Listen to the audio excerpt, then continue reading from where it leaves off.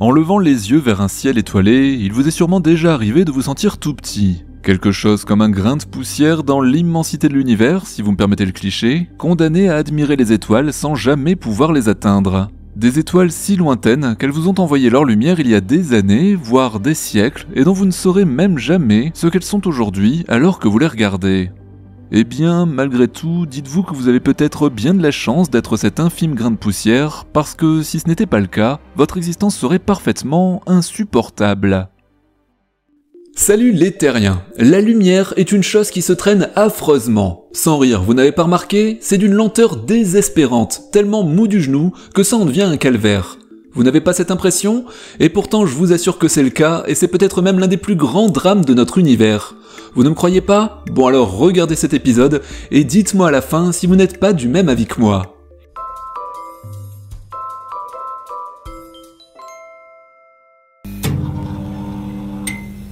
Oui, c'est vrai, à première vue, la lumière a l'air de se déplacer plutôt vite. Bon, en fait, elle fonce même de façon vertigineusement rapide. Quand nous posons les yeux sur ce qui nous entoure, le trajet qu'elle fait jusqu'à nos rétines est quasi instantané. D'ailleurs, lorsque vous allumez la lumière dans une pièce, il n'y a pas le moindre délai entre le moment où l'ampoule s'allume et le moment où vous percevez l'image de ce qui vous entoure. La lumière va si vite en fait qu'il a fallu plusieurs millénaires entre l'époque où les premiers penseurs ont émis l'hypothèse qu'elle pouvait effectivement avoir une vitesse, comme c'est le cas pour le son, et celui où on a effectivement trouvé un moyen de la mesurer. Galilée déjà espérait avoir un aperçu de cette vitesse en s'installant avec un comparse sur 2 collines espacées d'une paire de kilomètres avec des lanternes et en comptant les secondes entre leurs signaux. Mais vous vous en doutez, il n'avait aucune chance de mesurer quoi que ce soit. Pour une distance aussi petite, la lumière fait le trajet en 5 millionièmes de seconde. Ça fait un peu rapide pour un sablier. Et fatalement, pendant les siècles qui ont suivi, la vitesse de la lumière est restée une donnée fuyante, trop grande pour nos faibles expériences. La vitesse va si vite que dans tous les aspects de notre vie courante, on prend pour acquis qu'elle est infiniment rapide. Par exemple, si vous avez déjà mesuré la distance d'un éclair en comptant les secondes entre le flash et le son de tonnerre, ce que vous faites implicitement n'est autre que de considérer que le son avance tranquillement à 300 mètres par seconde environ, tandis que la lumière vous parvient instantanément. Et dans ce cas, vous avez bien raison de le faire, car la lumière va tellement plus vite que le son que pour une mesure faite en comptant dans sa tête, son temps de déplacement est parfaitement négligeable. Essayons de nous représenter tout ça un peu mieux. La vitesse du son dans l'air est, elle, parfaitement visualisable. Ici, par exemple, vous voyez à quelle vitesse une onde sonore se déplace dans l'air. Alors certes, ça va vite, mais on a tout à fait le temps de la voir passer. C'est d'ailleurs ce que font tous les jours les pilotes d'avions supersoniques. Mais si on essaye de visualiser de la même façon la vitesse de la lumière, là ça se gâte franchement. Attention, c'est parti. Et voilà, c'est allé un peu vite. Vous ne vous en êtes peut-être pas rendu compte, mais on vient de faire le tour du monde pour revenir au même endroit. Allez, encore une fois. Voilà, bon on ne peut pas dire qu'on ait vraiment pris le temps de visiter, on a fait le tour du monde en 1/8 de seconde. Si maintenant on prend un peu de recul par rapport à la planète, on commence enfin vaguement à suivre le trajet d'un photon qui en ferait le tour. Mais on est d'accord, ça va toujours vraiment très vite. C'est vrai, la lumière va extrêmement vite, quasiment 300 000 km par seconde dans le vide, une vitesse qu'on peine à se représenter tant elle est monstrueuse. Mais en vrai, si vous avez cette impression de vitesse immense, c'est uniquement parce que, désolé de vous le dire comme ça, vous êtes minuscule. Vous savez, la poussière dans l'immensité, tout ça, et aussi que tous les phénomènes dont vous faites l'expérience au quotidien se déroulent dans un espace à votre échelle, c'est-à-dire minuscule. Prenons un peu de recul si vous le voulez bien. On vient de voir à quelle vitesse un photon ferait le tour de la Terre, et déjà on commence à être plus ou moins capable de le suivre du regard. Mais vous savez sans doute que ce même photon mettra environ 8 minutes à faire le trajet entre le Soleil et vous. Et ça, si on se la joue caméra embarquée, eh bien ça commence à faire long. Trop long en tout cas pour cette vidéo, tout le monde sera parti avant la fin du trajet. Si on parle maintenant d'un voyage vers Jupiter, toujours à la vitesse de la lumière, on est sur une balade d'environ 3 quarts d'heure. Ok, ça va vite dans l'absolu parce que Jupiter a l'air de se trouver loin, mais on a quand même le temps de se voir arriver.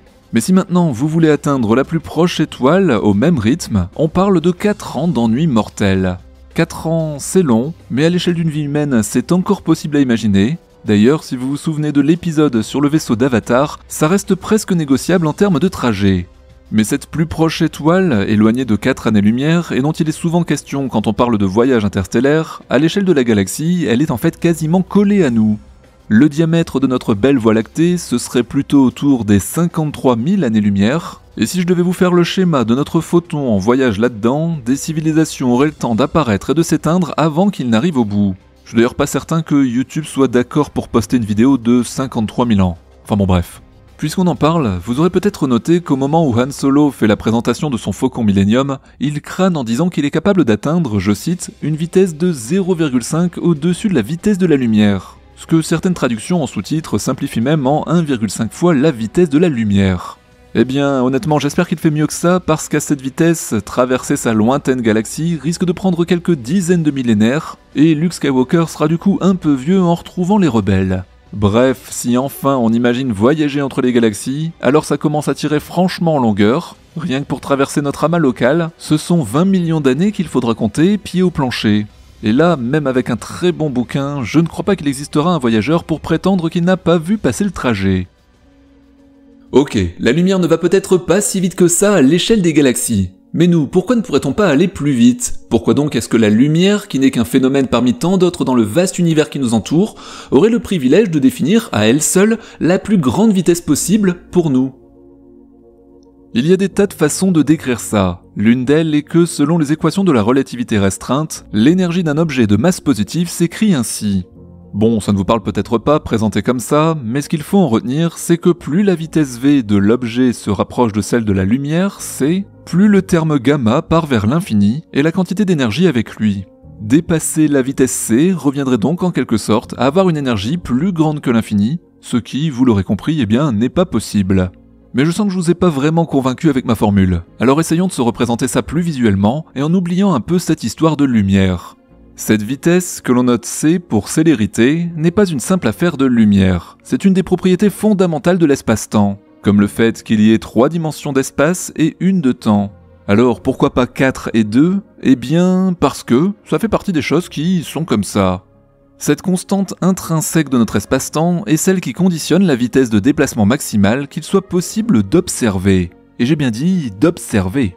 Par exemple, imaginez que vous soyez tranquillement en train de flotter dans l'espace et qu'un vaisseau passe devant vous à 99,99999% de la vitesse de la lumière. Jusque-là, tout va bien, on ne viole pas les lois de la physique, mais il y a quand même une expérience qui donne envie d'être faite, non? Vous ne trouvez pas?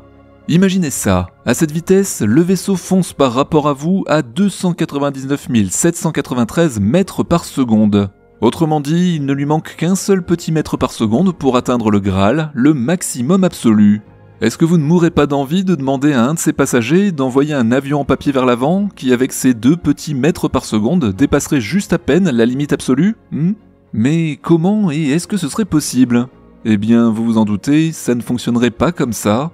Oh, pas parce qu'une main invisible viendrait soudain stopper le lanceur d'avion dans sa course pour l'empêcher de commettre un sacrilège, mais parce que l'univers est infiniment plus étrange et fourbe qu'il n'y paraît, car le temps qui s'écoule dans le vaisseau ne serait alors pas le même que le vôtre.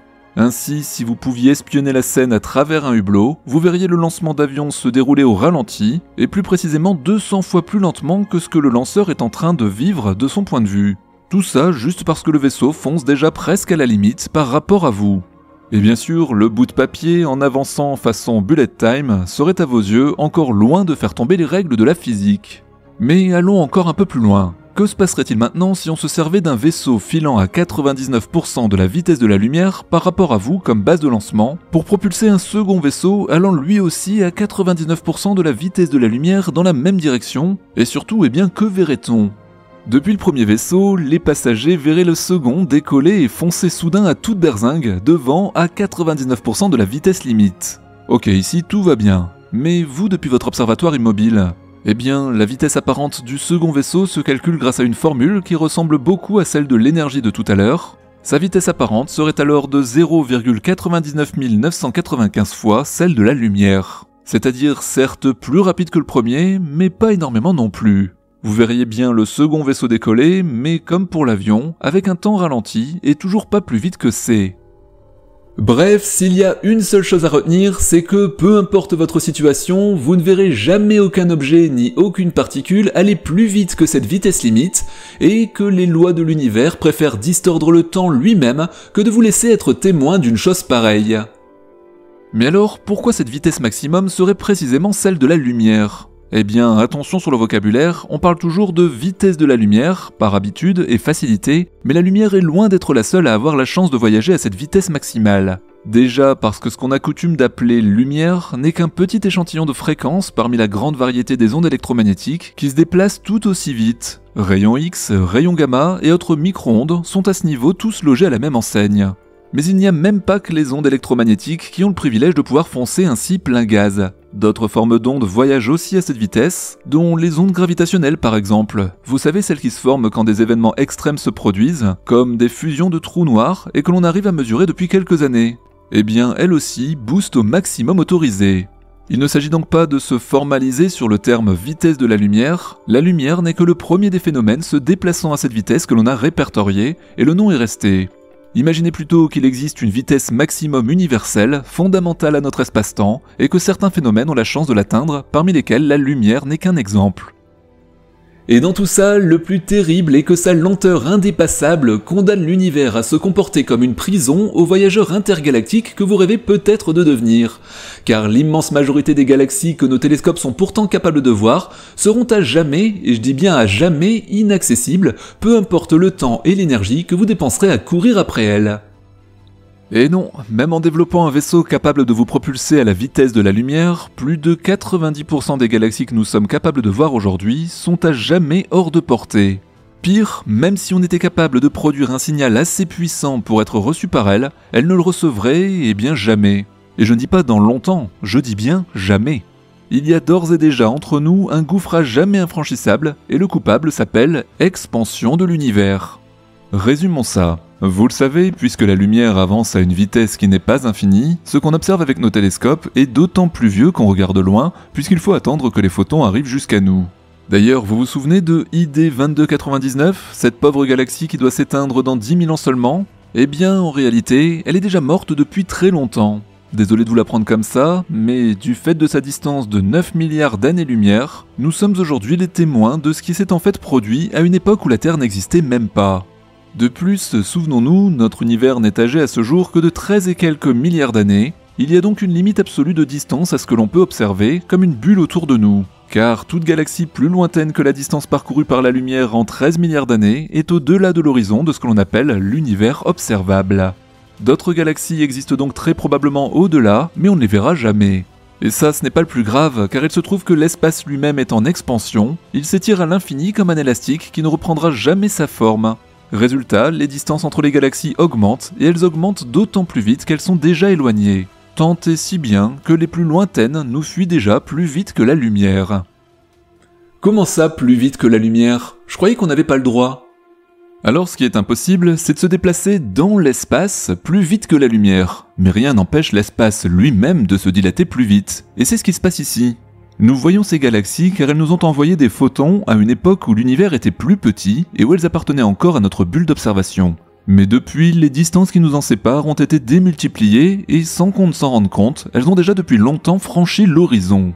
Ces galaxies que l'on admire aujourd'hui, un signal ou un vaisseau envoyé depuis la Terre n'aurait à présent aucune chance de les rattraper. En fait, l'espace entre nous s'étire trop vite pour que même la lumière ne gagne la course. Ce sont ainsi plus de 90% des galaxies visibles à ce jour qui sont à jamais hors de portée, à la fois du plus puissant des vaisseaux, mais aussi d'un simple message radio.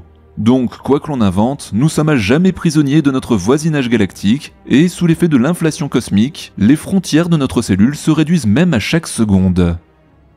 Mais au final, croyez-moi, le fait que nous ne soyons que des poussières insignifiantes dans l'immensité est un atout indéniable au quotidien, parce qu'imaginez un instant que nous soyons nous-mêmes des géants à la taille d'un système solaire. Quelle serait notre perception des choses ? Allez, juste pour l'expérience, vous voilà soudain à l'échelle des titans grecs capables de porter les astres du bout des doigts. Entendons-nous bien, hein, vous êtes toujours tout petit dans l'univers, le système solaire est une cacahuète insignifiante dans le grand apéritif galactique. Mais vous voilà tout de même un peu plus grand que maintenant. Imaginons par exemple que vos bras soient aussi longs que la distance entre le Soleil et Jupiter. Vous décidez soudain de claquer des doigts. Même en supposant que l'ordre donné par votre cerveau fonce vers vos membres à la plus grande vitesse physiquement possible, donc c, il mettra 43 longues minutes à parvenir à vos mains. Puis une fois le geste effectivement réalisé par vos propres doigts, pendant encore 3 quarts d'heure, vous n'en percevrez encore rien, ni nerveusement, ni visuellement. 43 nouvelles minutes plus tard seulement, l'image vous en parviendra, de même que la sensation musculaire. Bon, imaginons maintenant que vous décidiez de vous gratter le nez. Alors là, c'est encore pire. Outre le temps que mettra l'ordre à venir jusqu'à vos muscles, et peu importe l'énergie quasi infinie que vous y mettrez, votre bras ne pourra en fait pas se replier à une vitesse plus grande que celle qui fera voyager votre main à la vitesse de la lumière. Vous serez tout simplement retenu dans votre geste par les limites même de l'espace-temps. Encore une fois, si toute l'énergie de l'univers était à votre disposition, il faudrait 3 quarts d'heure minimum à attendre pour que ça arrête de vous démanger. Et avec ça, je ne vous parle même pas des effets relativistes qui feraient vieillir les différentes parties de votre corps à des vitesses différentes. Non, vraiment, la vie de Titan, je ne vous la recommande pas. Et oui les terriens, il est finalement plutôt confortable d'être petit et de profiter d'une vitesse de la lumière en apparence instantanée, vous ne trouvez pas? J'espère en tout cas vous avoir convaincu que finalement la lumière est une chose bien lente à l'échelle de l'univers, tristement lente même tant elle restreint les frontières du cosmos visible et interdit fondamentalement les échanges entre ces régions les plus lointaines. Ceci dit, maintenant que j'y pense, il y a tout de même une chose dont j'ai omis de vous parler aujourd'hui, une chose étonnante d'ailleurs, c'est que dans certains cas très particuliers, il est possible d'aller plus vite que la lumière. Ouais, vraiment. Ah, vous emballez pas non plus, j'ai dit dans certains cas très particuliers. Mais la vidéo d'aujourd'hui a été assez longue il me semble, et j'espère que vous ne m'en voudrez pas si je vous donne rendez-vous la semaine prochaine pour vous en dire plus. Si cet épisode vous a plu, bien sûr, n'oubliez pas le pouce, l'abonnement, un petit commentaire, et quant à moi je vous retrouve très bientôt pour la suite. Ciao les terriens!